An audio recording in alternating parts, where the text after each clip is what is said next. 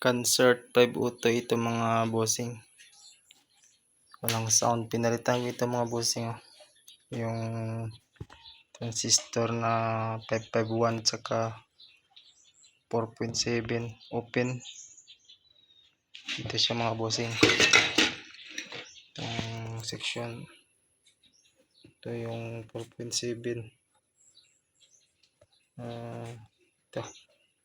Tapos yung transistor na putol yung paa. Dito.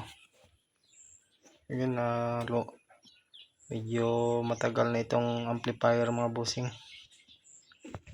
Yun, nakailang repair na ito. Ako na siguro yung huling nag-repair nito. Testing natin mga bossing yung bias nya. Gamit na ako ng bulb.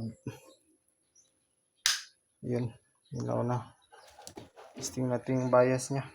Ito mga bossing sa positive power output 0.44. Ito naman yung negative 0.44 din. Bilang channel mga bossing, ito 0.43. Okay na yun mga bossing. Symbol ko lang ito mga bossing. At isa sound check natin.